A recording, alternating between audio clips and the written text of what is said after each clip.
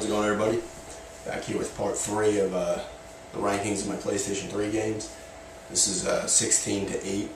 This is starting to get really hard. I had a little bit of had to really think about these ones, and the next 8, the top 8 are going to be a real pain in the ass. But first one up here, number 16, is Resident Evil 5. It's a really cool game. It looks great.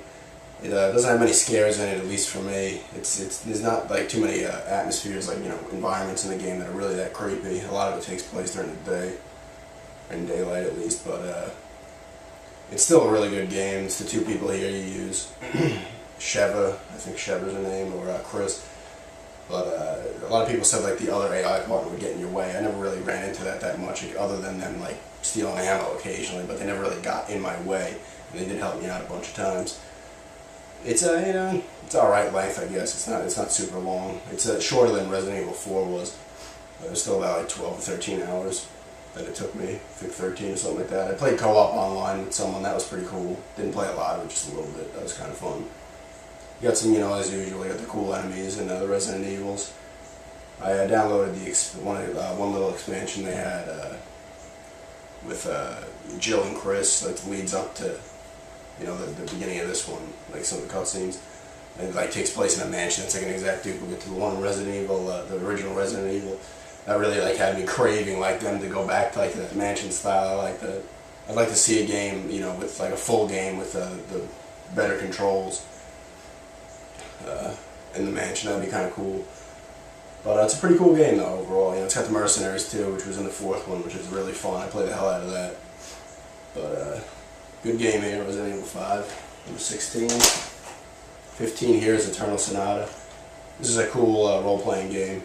It's pretty good. I like the battle system. You can run around and wail on people. You got like a certain amount of time you can use each character, and it's like light and dark. So like you have different attacks if you're in the sunlight or in the dark. And like sometimes if you're in a tunnel, there'll be like candles lit in small lit up areas. Enemies will like change shape. They will turn into different enemies when they're in the light or the dark, which is like there's a good strategy in there and what you want to do, because some of the enemies hit the light, they're like that much harder, or if they hit the dark, they're that much harder, and they're like a lot weaker in whatever one they're in at the time, depending on what their strong point is, the light or the dark. But it has a really good look, actually, this game. I love the art style and everything. This game's really cool. It's pretty long. I'm not completely done with it yet. I put in close to 30 hours probably, maybe about 25. But it's pretty cool. Decent voice acting in here. It's a pretty cool story. It's fun though. I've enjoyed it. Some parts pissed me off, but not that much. It's a really cool game. So now check this out if you're into role-playing games. It's a little hard to find now. I think I got it for like 30 new, and I think it sells for like 35 used now on GameStop. 14 here is Prince of Persia.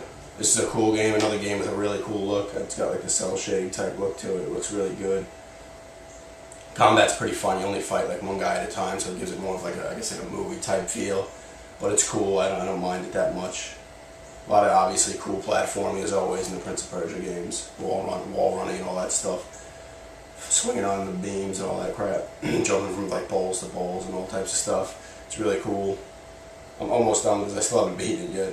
I've had it for a while, but I put it down, stopped playing it, then picked it back up, and then stopped it. It's one of those games where I go bounce back and forth.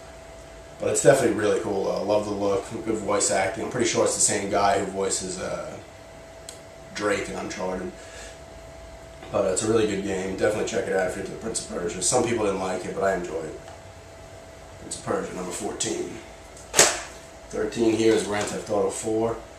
This is a really cool game. I think I started playing it again, and I guess maybe I don't want to I soured on it a little bit. I still do love the game. Not nearly as much as like Red Dead Redemption, which is very high on my list. But it's still really cool. It's back, you're in Liberty City again. Obviously, it just looks a lot better than the one in GTA 3. But they modeled it after New York City. It's really good. There's a lot of good missions. Obviously, a lot of gameplay in this. There's some parts that pissed me off. Voice acting is good, as always. You got the funny stuff on the radios you hear. It's not as funny as some of the previous ones. It's a little more serious with the story and everything. A couple of different paths you can take towards the end for a different outcome at the end of the game. There's actually some really sick missions in here. Like the bank robbery mission's really cool. A couple other good ones. The last mission's really cool too. But it's got the replayability because you can or like good game length because you can go around and do side missions and stuff like that. You hop in the police cars and you find the criminals and hunt them down and stuff like that. It's a really cool game. It looks great. GTA 4. Number 13. Number 12 here is Assassin's Creed. I really like this game. A lot of people didn't like it. They said it got repetitive. It does get repetitive, but I mean, a lot of games get repetitive if you think about it. Maybe this is a little more annoying with the repetitiveness, because you just pretty much just like pickpocketing people and like stuff like that each time. But I really liked it. It looks great, and when you're climbing up stuff, it's awesome. Just the climbing up of buildings and towers and stuff, and then hopping into bales. Hey, it's really cool. And the game looks great. Really looks really good. This game. But, there's some parts that are a little annoying when like the people keep pushing you around, the lepers and stuff. That can get a little annoying. But and another thing is like the horse. Now you can never ride the horse fast, or the people outside will like chase you. It's kind of weird. You can't even run like at a normal gallop. You have to like go slowly. That's a little stupid. But I really like this game. I don't know. Like from the beginning and everything, it just looks great. The climbing and everything's good. Combat's pretty good. A lot of people like the sword play, but I enjoyed it. Those are a really cool game. Good story in this as well. I still have to get the second one, but I really like this game. It's really cheap now too, under 20 bucks. But Assassin's Creed, number 12. Number 11 here is a recent game I got. BioShock 2. Beat this one. This is a great game. The first one's good too. I don't know. I don't have the first one anymore. I sold it. But I don't know which one I like more. This one's really good though. Like it really started to like grow on me quickly, like to where I was like I needed to play it. It's really cool. You do a lot of cool combat with the plasmids. He's got the drill now since you're like the Alpha series of the Big Daddies or whatever. Got the drill and other tough, cool weapons in there. You play as the little sister for a small period of time, which is kind of cool. You have to jab your little needle into the splicers and stuff to drain it out of them. But it's really cool, it's cool, when you research guys, it's like fun trying to come up with like the best ways to like kill them and stuff. It's definitely a really good game. It looks great. Good atmosphere in this game. Definitely a really good game. Great voice acting, obviously. It wasn't the first one too. Definitely a really cool game. BioShock 2, number 11. Top 10 now. I'm going to do the first two of my top 10.